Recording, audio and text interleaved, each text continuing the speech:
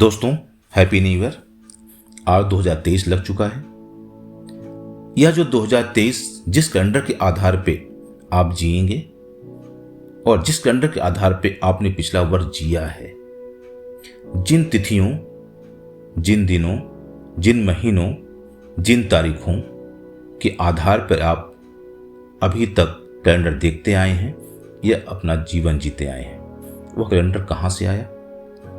उन कैलेंडर्स में जो महीनों के नाम हैं, उनका नामकरण कैसे हुआ?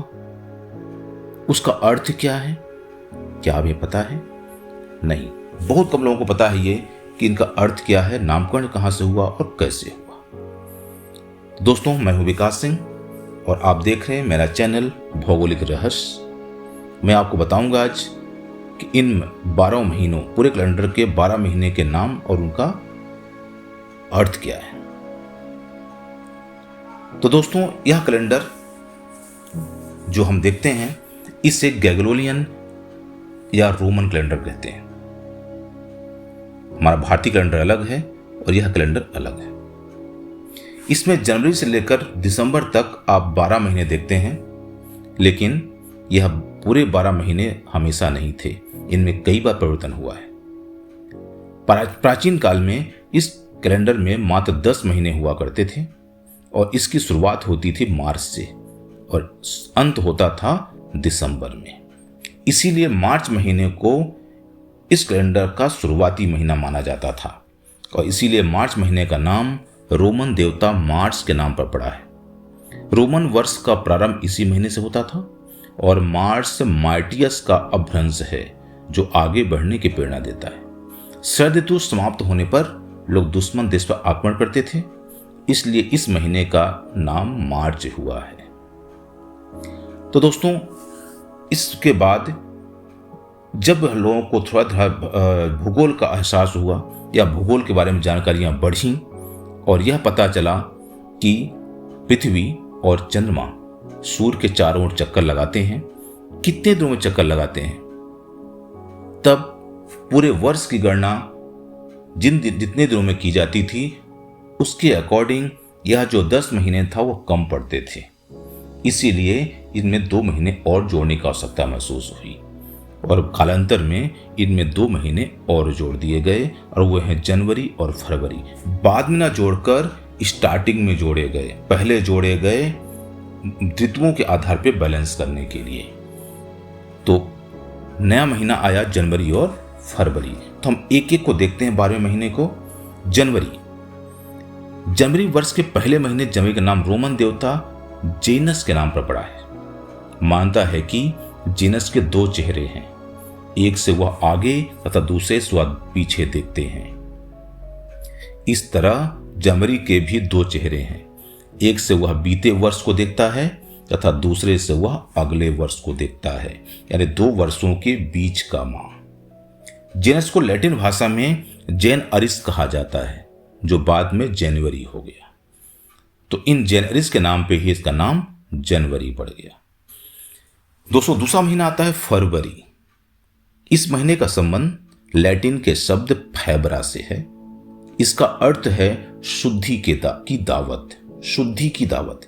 तो शुद्धि हमेशा हम हिंदू धर्म में भी जब किसी की मृत्यु होती है तो मृत्यु के 10वें दिन और 13वें दिन हम शुद्धि की दावत करते हैं। 10वें दिन शुद्धि करते हैं और 13वें दिन शुद्धि की दावत देते हैं। तो ऐसा ही है शुद्धि की दावत जो फरवरी में होती थी।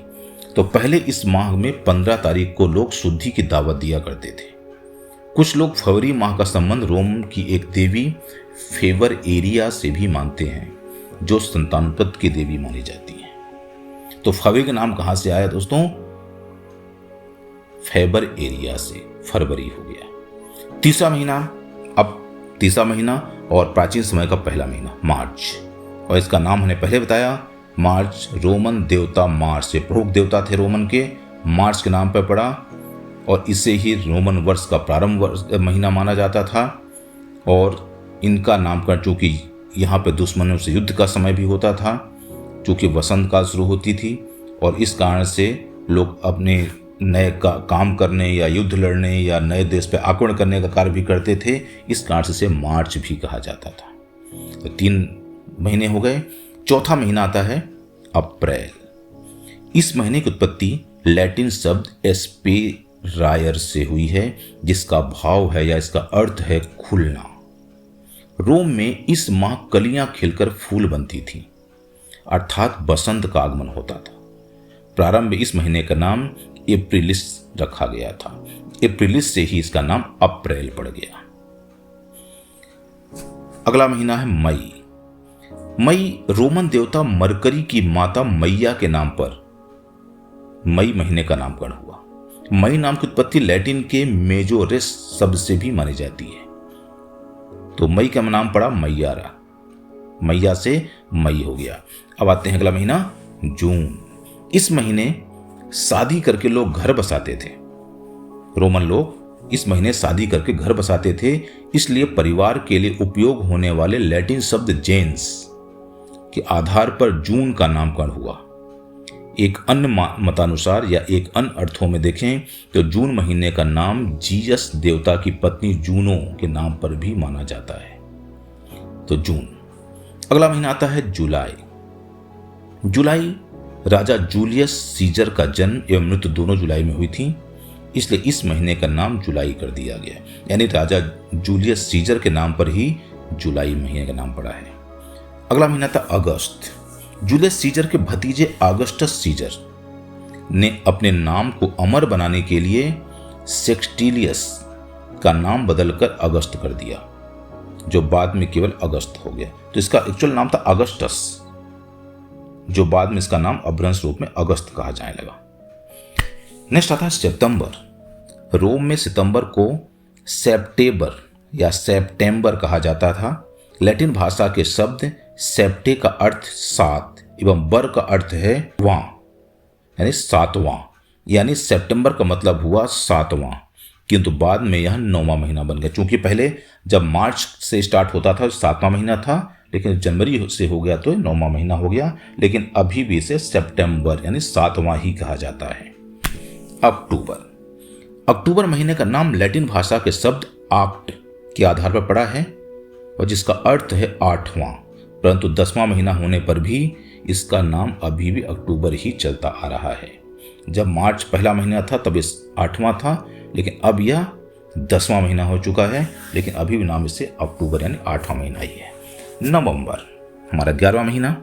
नवंबर शब्द लैटिन भाषा के शब्द नोवेम्बर से बना है, जिसका अर्थ है 9वां, पर वर्तमान में यह 11वां महीना है, लेकिन इसके बावजूद भी इसे अभी 9वां महीना यानी नवंबर ही कहते हैं।